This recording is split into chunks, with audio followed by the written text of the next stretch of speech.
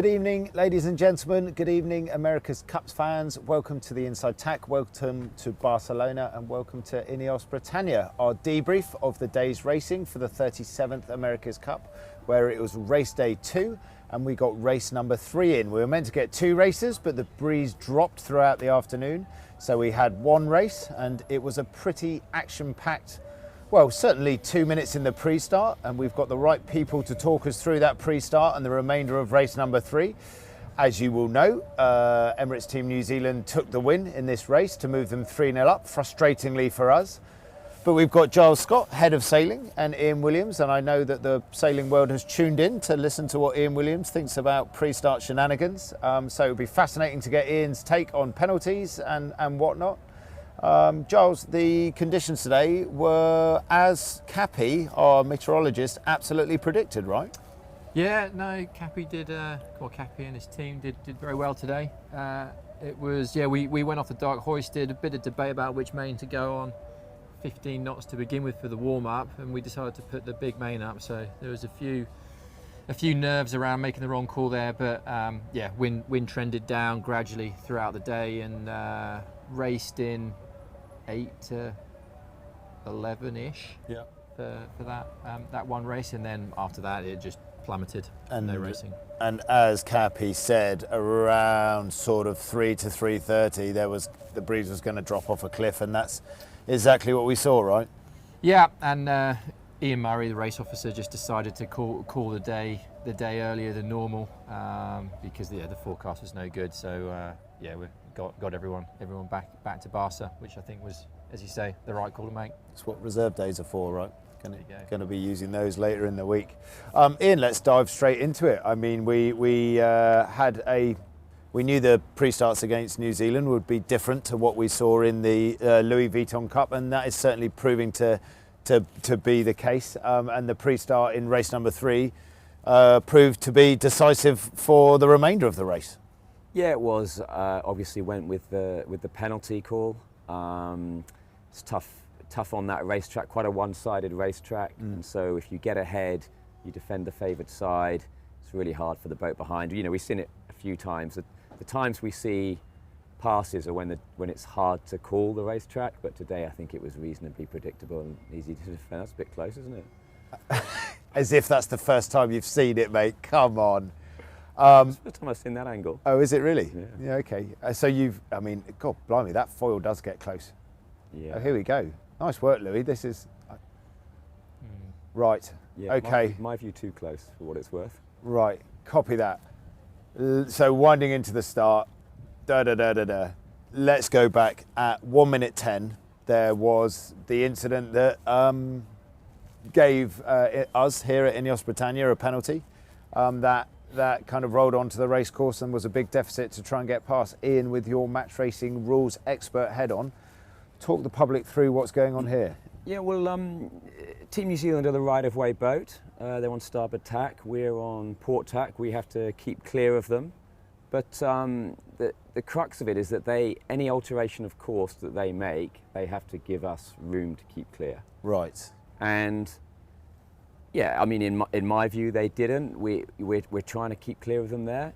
They turned down pretty aggressively at us, again, in my view. And you know, and obviously the boats get way closer than we all want to see them get. Yes. And yeah, as I say, I don't agree with it, but you know, it's not the first umpire decision I've not agreed with in my career. Yeah.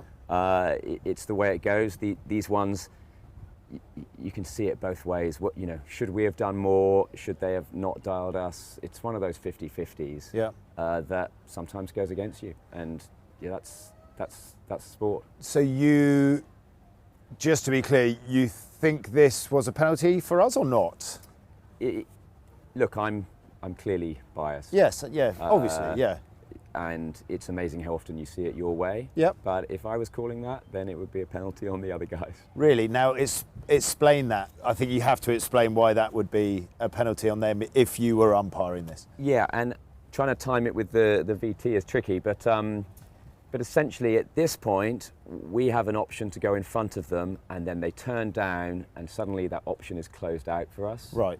and all we can do is try and turn away, try and avoid the collision, which we do. And for me, that's all we could do. But as I say, I'm sure Team New Zealand have a different view, and unfortunately the umpires had a different view. And am I right in saying that when these boundaries, these penalty boundaries or diamonds around the boats overlap, there has to be a penalty either way? Is that correct? Well, there's been a breach of the rules. Yeah. And so yes, in everything else, unless there's something unusual going on, the umpires will give a penalty when the boundaries cross. Okay. Louis, in theory, they could give penalty on both boats. There are situations where both boats have broken a rule, and they can give one on each, which would offset. Yeah. But they're quite rare. I don't think this would ever be that situation. I think this is clear cut. It's either on them for altering at us too late, or it's on us for not doing enough to get out of the way. And Giles? Yeah. Well, there's Ian's opinion. You're going to ask me what I think? Yeah. I mean, I think it's really interesting. I mean, it decided an America's Cup match. Yeah. We have, on the back of our umpire interactions, let's say, through the LV, we have said try not to leave it in the umpire's hands. We did. We came out the wrong side of it. Yeah, I don't think the Kiwis will be trying to put it in the hands of the umpires either. I think ultimately it's one of those calls where they're trying to achieve something, a dial, and when you go for these dial down situations here, the moment that the time that you have from either side, from the helm on the Kiwi boat and the helm on the British boat, to make that call as to which way are we going to go, you're very committed. Yeah. You've got two 75-foot yachts firing at one another, and I think what potentially the public won't quite appreciate is when the yachts are turning, they're not always pointing, they're not always travelling in the direction of the bow. Right. So we call it leeway slides. They slide. So as a boat is turning left, it actually continues straight for quite a long time. Right. And then the foils pick up, they grip, and you turn. Like drifting a car? It's a little bit like skidding around a corner. Right. And in an instance like that, like this, it's particularly hard to predict that. And what you actually end up with happening is you've got two boats that are steering away from one another, but they're still travelling towards one another, which is why you end up with this clash. And it's way too close. Could have ended up with two foils that were damaged. No one wants that on either side. And the nuances of who's right, who's wrong. I mean, the umpires made their call. We don't agree with it. As Ian said, the Kiwi guys have a different answer to it, I'm sure. Didn't go our way. Hopefully the next one will. And I bet you're looking forward to your debriefing with the umpires at some point in the next morning, I presume, before we go racing. Yeah, I'm gonna go see them tomorrow and try and understand. I've had a quick chat with them tonight. They felt that because we'd lifted our board, I don't quite understand, but they said that because we lifted our board, they thought we were going to turn up in front of Team New Zealand. Right. And therefore, I need to understand. Yeah, okay. Yeah. I'm sure your catch up with them tomorrow morning might shed some more light on it. Yeah. For sure. It's a good one for the opinion poll, though, isn't it? Yeah. It's a good one for the opinion poll. And I think if you were down here waving a Union Jack on the shoreline today, you'd vote one way. And if you're down here in a black T-shirt, you'd vote the other way. Yeah, funny and that. That's the amazing thing about sport, isn't it? But Giles, we then assessed very early on that we had this penalty, and the penalty, remind the public, Ian, is what for a boat on boat? You have to get your boat 75 metres essentially behind on the track, the other boat. And what was interesting then, Giles, when we came off the line, we were on port. The conversation was around taking Team New Zealand's transom and kind of burning it off. But Team New Zealand clearly wanted the right. They kind of crossed, tacked, faced us, bounced us out to the left. Yeah. And then as we were travelling out to the left-hand boundary, it was about trying to lose that 75 metres as we were tacking, and lost a little bit again on port. Yeah, I think just coming back to the start and off the line, the guys did a really good job of taking the penalty, because it's not necessarily that straightforward, and to keep the game close and to just get 75 metres behind, clear your penalty, but still be in a position to attack and move forwards. Not the easiest. They did a good job, and the key there is really picking your moment as to when to do your manoeuvre. If you can offset a manoeuvre against them, take a VMG loss, get down the ladder as you're getting up to pace naturally, it's quite advantageous. But yeah, as you say, the Kiwis took the option to try and block that, which, whether if they wanted the right or if they were trying to make taking the penalty more difficult, who knows. Yeah. But yeah, ended up in a bit of a tacking duel, and Kiwis trying to protect that right hand side. Maybe we were doing quite well out of actually being bounced to the left for the first half of the beat, first half of the upwind leg, and then towards the top, I think they extended towards the top left and just got a little bit more of a jump on us. I've got a question actually. Sort of how I know in all your Olympic sailing, in all of your match racing, in all of the America's Cups we've done, the call of favoured side, pressure, shift has been really important for all sailing that we've done. Is the last call on pressure, shift, which side of the course you like, kind of more diluted and more important right now than you've ever seen in sailing, or am I just getting carried away in the moment? I'm talking jib choices, I'm talking which boundary you want to hit first, because that first cross is so important.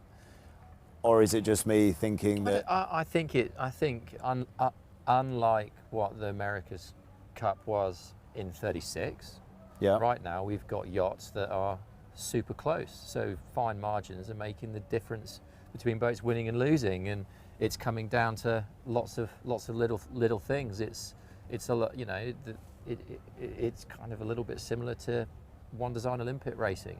In some, it's not, but it's kind of taken a step that way because the class has matured. It's generation 2. It's got close. You got good sailors, a good yacht.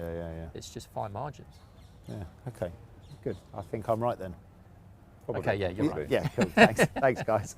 Right. A few questions to round out the show from Carol Dent. How do you keep your spirits up on tougher days? Do you have a team performance mental health coach? I come do the Inside Tack show. I love it. Is this your therapy? Yeah, exactly. Do you know, because 20 minutes ago for Ian Williams, that's about as cross as I've ever seen you. And it was very British cross, very stiff upper lip cross, but still cross nevertheless. And now I feel you've relaxed a bit. Yeah, I'm pleased that we can do that, Giles. Oh, sorry, Giles, back to the question. Well, to the question, as a sailing squad, we've worked quite closely with some sports psychologists. They're not in the base now, but over the past 2 years we have, and they certainly have kept us on point and helped us to bring the sailing squad in particular together and make sure that we're operating quite nicely, efficiently, understand one another and what makes each individual tick.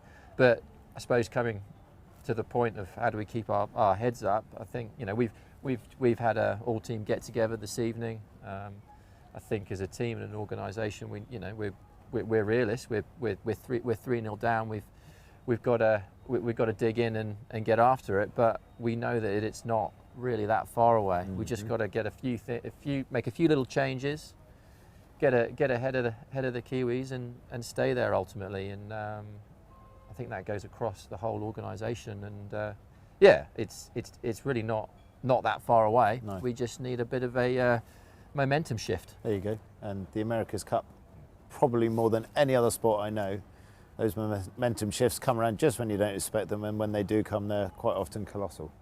A question from D. Young, and this is a great one for you, Ian. How was today's pre-start encounter different from the one with Alinghi that we saw in the semi-finals?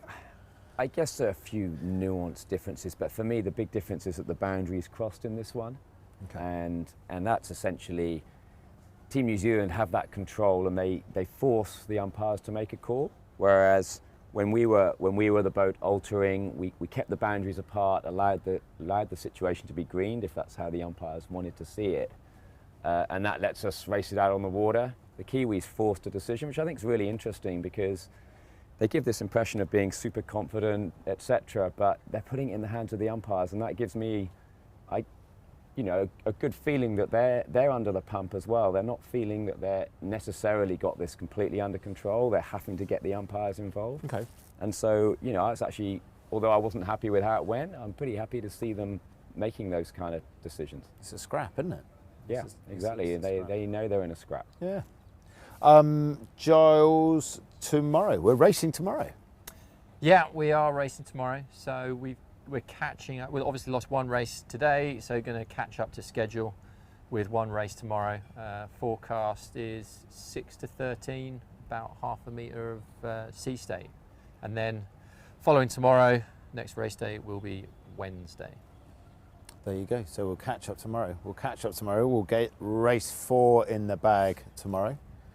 We're looking forward to it. It's going to be a great race between what we believe here is 2 very equally matched boats, and we can't wait to get after it. So join us tomorrow evening for our Inside Tack debrief, where we'll have completed race 4 of the 37th America's Cup. I hope you can join us then.